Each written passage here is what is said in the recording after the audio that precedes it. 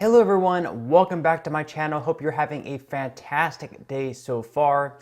So in 2023, right around 71 million Americans are currently receiving Social Security benefits, whether that's Social Security retirement, disability, or SSI.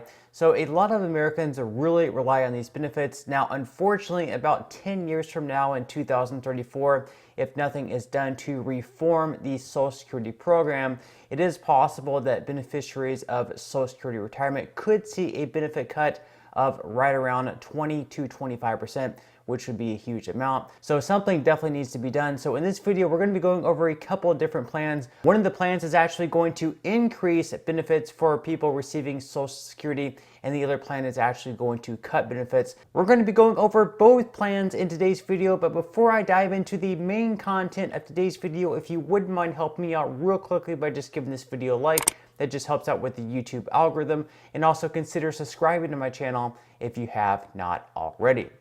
Okay, so according to Axios, a new poll came out showing that GOP voters are saying that fighting woke ideology is more important than stopping Social Security cuts.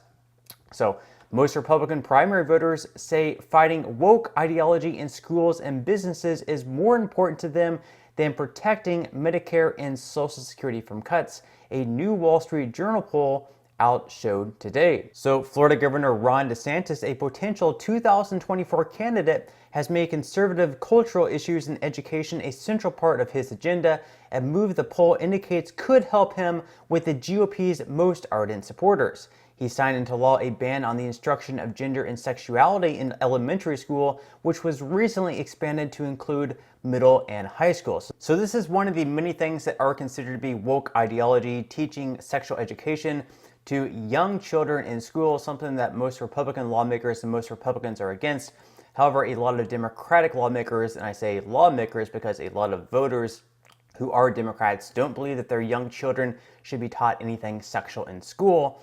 So this is one of the woke ideologies that they're talking about here. In addition to that, of course, is critical race theory. So Ron DeSantis also signed the Stop Woke Act, which would ban classroom and corporate trainings that make students or employees feel discomfort over their race.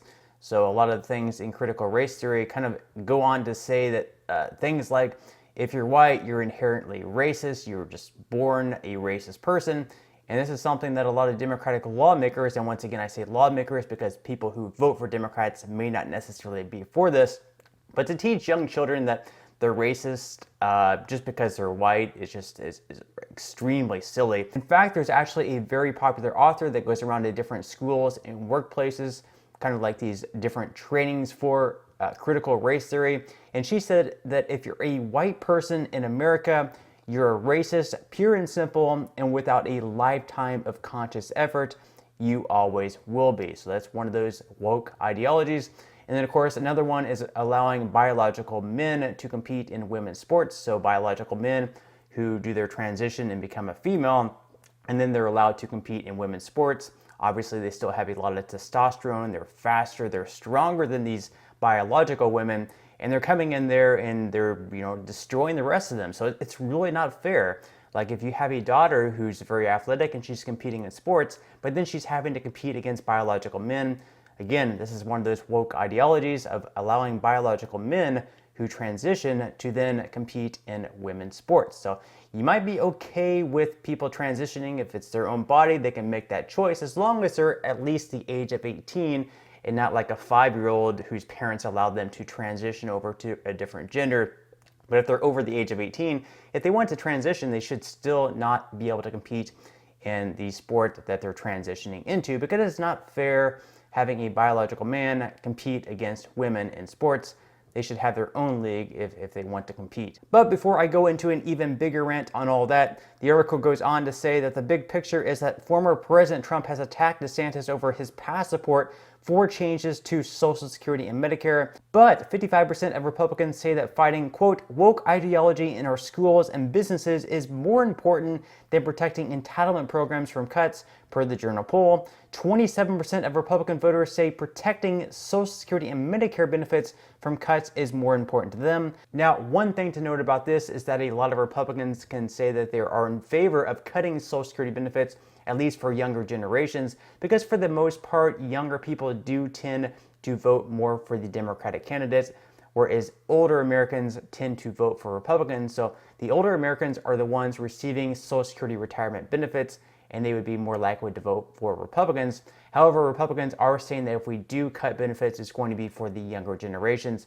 So Republican candidates figure that for the most part, that's really not going to hurt their support. Now, the article goes on to say that, however, 49% of all voters said they would support a candidate who pledged to keep entitlements as they are rather than push for cuts.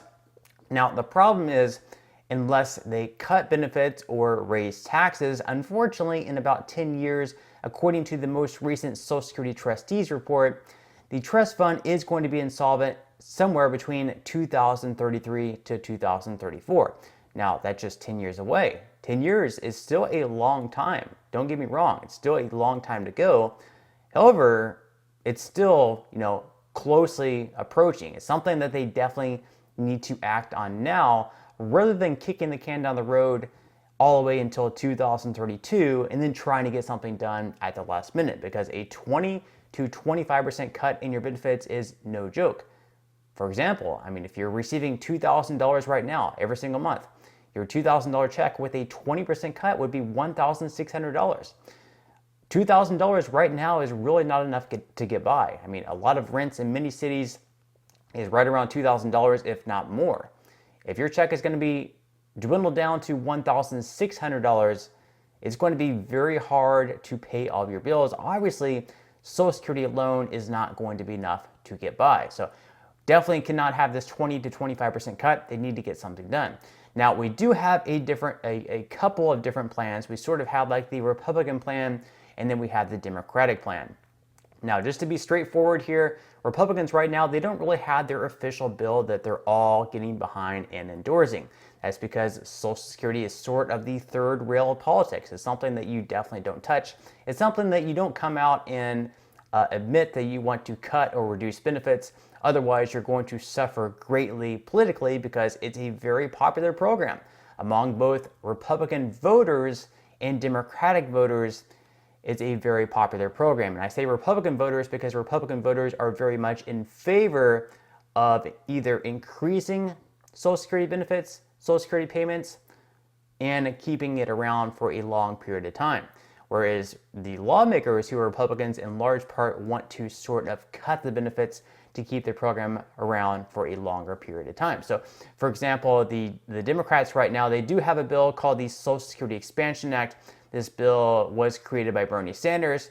And even among Republican voters, there's polling out there right now that show that most Republican voters support this bill. Yet, whenever you look at the bill online and you look at all the co-sponsors that it has, right now, all the co-sponsors are all Democrats. Now, this bill would increase benefits by $200 per month for people receiving Social Security, and it would expand benefits in a great way as well. It would change the way that the cost of living adjustments are calculated from the CPIW method over to the CPIE method. So every single year, on average, you would receive a slightly bigger increase, in addition to, of course, the $200 per month more that you would be receiving. And it would also make the trust fund solvent to all the way around 2096, so it would fix that problem as well. So all in all, this bill does a lot. It shores up the solvency of the program, and it also increases benefits for people receiving them as well. Now, what it would do is it would make it so people who earn more money, over $250,000 per year, they would once again have to pay into the Social Security payroll tax. So right now, if you're an employee, you pay 6.2% of the Social Security payroll tax. If you're self-employed, you pay 12.4%. And then, of course, if you're an employee, your employer will match your 6.2% as well. So that's taxed at 12.4%, but you only pay that on the first $160,200 that you earn. So if you earn $1 million per year, you're only going to pay that tax on the first $160,200 that you earn. And the anything above the $160,200 that you earn, you don't have to pay the payroll tax. Now, Bernie Sanders is saying this is unfair, that people who earn over $250,000 per year should once again have to pay this payroll tax. And that's basically how they would fund this. how they would fund being able to pay people $200 more per month for years going forward, and also shore up the program and also have bigger increases every single year. It does a whole host of things. And like I said, a lot of Republican voters are behind this according to recent polling, even though lawmakers are not getting behind this bill. So that's sort of your Democrat plan. They want to increase benefits, and they also want to raise taxes on people who earn more money, wealthier Americans. Once again, this would be $250,000 per year. If you make more than that, you would be paying more taxes into this program. And also, if you currently invest, so if you receive dividends from the stocks that you hold, this is money that you would have to pay the Social Security payroll tax on, whereas right now you don't have to pay any payroll tax. This would be for all Americans. Also, if you sell stocks and you receive capital gains, so if you buy, let's say for example, if you buy Apple at $100 and you sell it for $125, that $25 in gains, you would have to pay the 6.2% Social Security payroll tax on, or I believe it would, in that case, it would actually be 12.4% that you would pay the Social Security payroll tax on. So Bernie Sanders wants to make the capital gains taxable as well as dividends as well. So that's sort of your Democratic plan, raise taxes to increase benefits. And like I said, a lot of Republican voters are actually on board with this bill, even though no Republican lawmakers are on board with it. Now, let me just say this, even though Bernie Sanders and a lot of Democrats support this bill, they had a long time to get this thing voted on and passed. So from 2021 through 2022, they had a huge majority in the House of Representatives. And they also had a slim majority in the Senate as well. It was 50-50. Kamala Harris, of course, was the tiebreaker. But in the House, they never even put this bill on the floor for a vote. Nancy Pelosi did not care to even have this bill voted on. They could have easily voted on this bill in the House and had it passed through the House. Now, in the Senate, they would have needed at least 60 votes. So it's unlikely they would have gotten it passed through the Senate because they would have needed 60 votes. So even though they did have a slim majority in the Senate with Kamala Harris as the tiebreaker, they could have at least had it passed through the House and sort of had it like as a messaging bill. But Nancy Pelosi never even put the bill on the floor for a vote. So obviously that's very frustrating. Even though they're coming out with these bills, it's apparent that even, like these Democratic lawmakers, other than maybe Bernie Sanders, doesn't really care. They don't really care enough to put these bills on the floor to actually vote on them. They're sort of just like messaging bills, like, hey, we want to increase your benefits. It's more so like pandering, like we support increasing benefits, but we're not actually going to vote on it.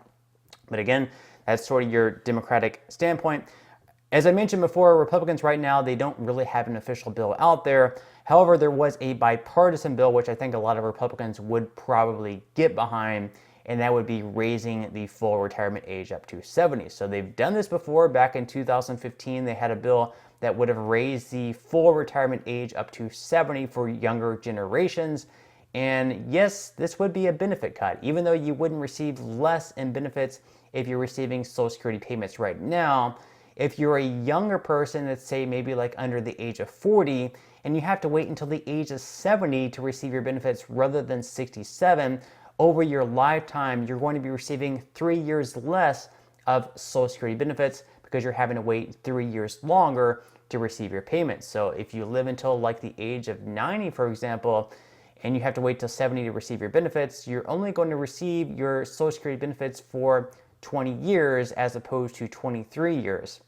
Now, also, this is going to be very difficult if you have to wait until the age of 70, if you have a job where, heavy labor, if you work in a factory, for instance, or something that's harder on your knees and your joints, and you're having to wait until the age of 70 to retire. Obviously, that's going to be very much difficult for a lot of people. If you're working behind a desk, say like a white collar job, it's not going to be nearly as difficult on you. Still, it's really not fair having to wait an extra 3 years.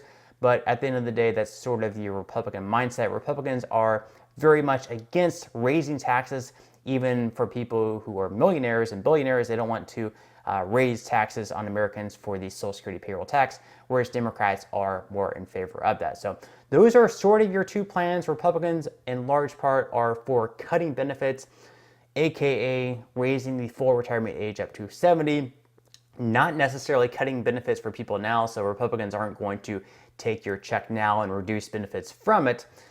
Democrats are in favor of raising taxes and also, of course, raising how much you receive, increasing the benefits, even though, again, they never even voted on that bill when they had full control of the House of Representatives for 2 years. They had 2 years to get this bill passed through the House, and they never even voted on the bill. I mean, that's quite sad, I have to say. So again, those are your two plans. Let me know what your thoughts are in the comment section below. What do you think they should do about Social Security? Because again, if they don't do anything, if they just sit there and talk about it, if they either pander to Americans or just keep their hands off of Social Security and say, we're not going to touch it, we're not going to do anything, we're not going to pass any type of bill, again, in 10 years, automatically, without doing anything, there's going to be a 20 to 25% cut in benefits, which again, that's a lot of money that's going to be removed from your check if they don't do anything at all. So they definitely need to do something. I'm not sure what the perfect plan is, but obviously they need to do something. So again, I'm definitely interested in hearing your thoughts and comments below. But that's all I have for today's video, so I certainly hope that you enjoyed. If you did, again, I would greatly appreciate if you could give this video a like. Consider subscribing to my channel if you have not already, and I will see you in the next video.